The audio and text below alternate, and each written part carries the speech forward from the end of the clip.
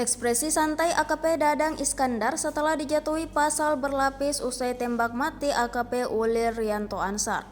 Dikatakan di Reskrimum Polda Sumbar Andri Kurniawan, pihaknya sudah menetapkan Dadang sebagai tersangka serta dijerat pasal berlapis dan terancam hukuman mati Polda Sumbar Padang Sabtu 23 November 2024. Diketahui polisi sejauh ini baru menangkap sopir truk di tambang galian C tersebut.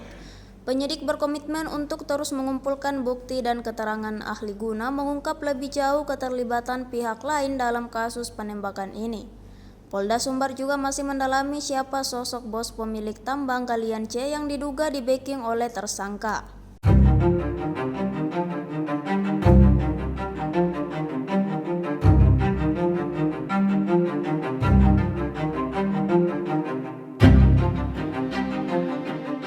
Download Tribun X sekarang, menghadirkan lokal menjadi Indonesia.